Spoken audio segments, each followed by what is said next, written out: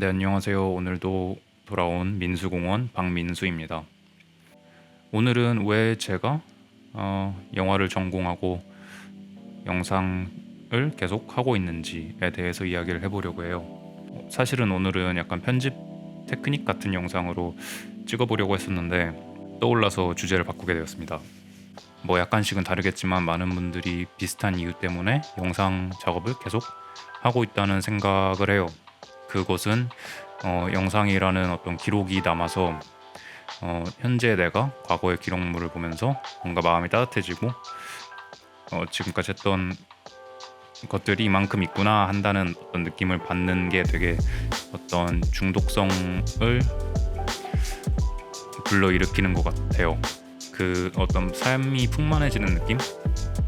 제가 아무래도 스스로의 레이블을 붙이자면은 뉴욕에서 미대에서 영화를 전공하고 있는 사람이니까 이제 마지막 학년을 다니고 있고 곧 졸업을 앞두고 있고 그렇다 보니까 아무래도 왜 영화를 전공했고 계속 영상 작업을 하고 어떤 좀 더 그 영상 작업에 대해서 제가 생각하는 철학들 같은 것들을 공유해 보려고 해요. 이거는 약간 그 저번에 올렸던 그리스인 조르바 같은 비슷한 느낌이 있지만 그거보다는 조금 더 훨씬 더 클리어한 이야기들을 할 수 있을 것 같다는 생각을 했어요. 영화를 처음 하고 싶다고 마음을 먹었던 계기는 고등학교 때 이제 미국으로 건너왔어요, 부모님이랑 같이. 근데 이제 미국에는 고등학교에 비디오 클럽이 있어서 이제 비디오 클럽에 가입을 하게 되면서 이제 다양한 영화들을 알게 되었죠. 그러면서 이제 구로사와 감독의 꿈들 특히나 또는 뭐 이제 데이비드 린치의 이레이저 헤드 이런 영화들을 보면서 기존에 알고 있던 어떤 영화와는 다른 것을 하고 있는 영화들을 보면서 이런 것도 있구나라는 신박함을 그때 처음 느꼈고 그와 별개로 이제 또 개인적으로는 그것이 결국에는 친구들을 만들어주는 도구였어요. 영상이나 찍으면서 이제 학교에 있는 친구겠지만 이제 탤런트를 부르고 편집하는 과정에서라든지 이제 소속감이 생기고 친구를 만들어가는 과정의 일부였던 것 같아요. 그게 이제 대학에 가면서 뭔가 조금 더 그 어떤 아이디어적으로 각이 잡혀야지 되겠다라는 생각을 해서 촬영을 한다는 것은 이제 제가 관찰자임과 동시에 행위자일 수 있는 액션이라고 생각을 했어요. 그래서 그것이 매력적이었죠. 왜냐면은 저는 되게 소극적이었던 편이었던 것 같고 이제 말도 잘 못하고 친구도 많이 없으니까 어떤 약간 멀리서 볼 수 있는데 그와 동시에 나는 이 상황 안에서 행동을 하고 있는 사람이라는 것이 매력적이었던 것 같아요. 그래서 이것이 나랑 잘 맞는다라고 생각을 그때 처음 했던 것 같아요. 물론 이제 작년에 코로나도 겪으면서 운이 좋게 일도 많이 할 수 있었고 개인 작업도 많이 해봤고 다양한 사람들과 뭐 한국뿐만 아니라 뭐 해외에 있는 사람들이랑도 같이 작업을 해보면서 제가 계속해서 영상을 만드는 이유는 결국에는 사람에 있다는 것은 고등학교 때랑 지금이랑 바뀌지 않은 것 같아요. 사실은 가장 뻔한 대답이기도 한데 진짜 다양한 사람들을 만날 수 있다는 것, 물론 뭐든지 어떤 분야든지 다양한 사람들을 만날 수 있지만 일단은 어찌됐건 저는 이거를 통해서 비즈니스를 하려고 하고 돈을 받는 관계로서 일을 같이 하기도 하지만 그와 동시에 이것은 크리에이티브한 작업물을 같이 만들어내는 과정이기도 해요.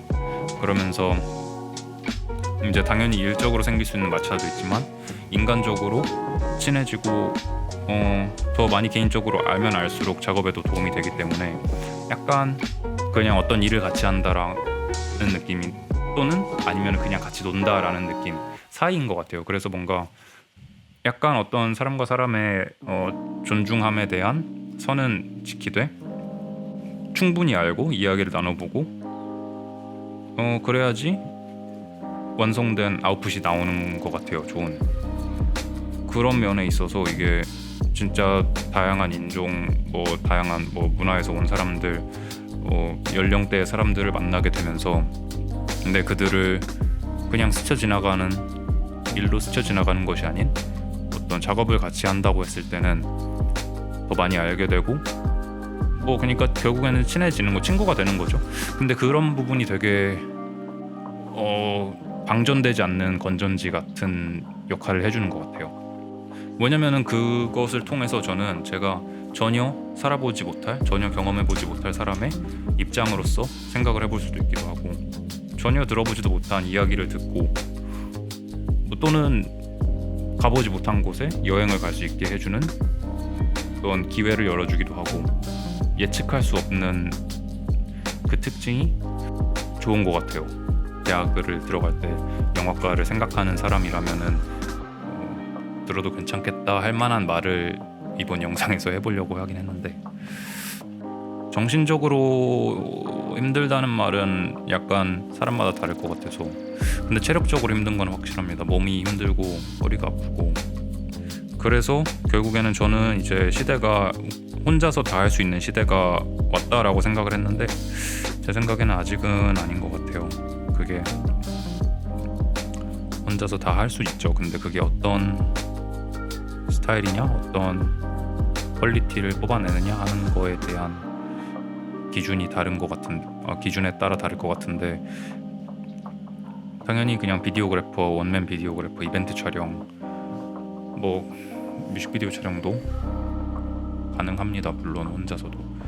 근데 촬영 감독이 따로 있고, 연출 감독이 따로 있고, 조명 감독이 따로 있고, 사운드가 따로 있고, 아트 팀이 따로 있고 하는 것에는 확실히 이유가 있다고 생각을 해요. 왜냐면 이것은 엄청 신경 써야 될 부분들이 많기 때문에, 모든 것을 혼자 한다면은 자기가 100% 실력을 발휘할 수 없게 돼요. 왜냐면은 제가 사용할 수 있는 에너지가 10이라고 치면은, 100이라고 치면은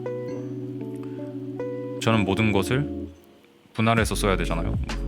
촬영 구도, 연출, 뭐 배경에 걸리는 어떤 아트적인 것들, 뭐 사운드, 이걸 다 제가 에너지를 분산해서 써야 된다면은, 그렇게 롤들이 딱딱 정해져 있다면은 저는 100% 연출에만 신경을 쓸 수 있고, 100% 촬영에만 신경 쓸 수 있고, 100% 조명에만 신경을 쓸 수가 있게 되어서, 어떤 퀄리티적으로는 정말 팀으로 하는 게 월등히 저는 다르다고 생각을 하고, 혼자 하는 거에 대해서 한계를 많이 느껴서 저 또한 많은 사람들처럼 팀으로 해보려는 연습을 하는 시기가 온 것 같아요. 뭐 올해 제 개인적, 뭐 여담이지만 개인적인 제 목표는 프로덕션 매니징을 할 수 있는 능력이 올리는 것. 그러니까 이제 혼자서 촬영할 수 있는 부분들에 대해서는 저는 어느 정도 이제 편안하게 촬영을 할 수 있는데, 어떤 일이 들어왔을 때 프로덕션 자체를 매니징하고 전반적인 어떤 조금 더 아울러서 볼 수 있는 능력을 키우려고 하고 있습니다. 제가 여태까지 작업했던 것들이 저 또한 다시 되돌아보면은 마음을 너무나도 따뜻하게 해주고 삶을 풍요롭게 해준다라고 생각을 해요. 그리고 같이 작업했던 사람들이 친구로 남았을 때는 기분이 좋고요. 그리고 사실은 이것을 통하지 않았다면은 저는 그 어디서든 그 사람들을 만나볼 수 없었을 거고, 이야기해보지 못했었을 사람들이기 때문에 그것이 너무 신기한 부분입니다. 어떤 누군가 저에게 프로젝트를 가지고 찾아올 때는 그들은 항상 자기에게 개인적으로 굉장히 소중한 것을, 소중한 거기시기 때문에 영상으로 남기고 싶어 해요. 그렇지 않으면 돈을 주고 누군가를 고용을 해서 어떤 기록을 남기려고 하지 않을 것 같아요. 소중하지 않다면. 그들은 되게 어떤 저에게, 그러니까 그들이 바라는 거는 그냥 이거를 완전히 일적으로만 받아들이지 않았으면 하는 걸 알아요. 그래서 저는 어떤 인간적으로서 대하려고 하고 있고, 어떤 좋은 경험을 선사해 주려고 해요. 왜냐면은 그것은 그냥 영상물만 이렇게 딱 남는 거가 아니라, 제 생각에는 어떤 그 경험 자체를 저는 패키지로 이렇게 그들에게 준다라고 생각을 하거든요. 그리고 제가 하고 싶은 작업들도 그런 것 같아요. 왜냐면은 어떤 그 누군가를 어떤 사람을 만나고 싶은 거가 제일 보이기도 하고, 그들에게서 나 또한 새로운 것을 배우고 싶고, 그들의 어떤 매력 포인트를 알아야지 저도 찍는 데 도움이 되는 건 맞으니까. 어떻게 보면 제 입장에서는 캐릭터 스터디죠. 근데 이제 그들 입장에서는 좋은 경험을 바라고 오시는 분들이 많은 것 같아요. 그래서 저는 그것을 드리려고 하고,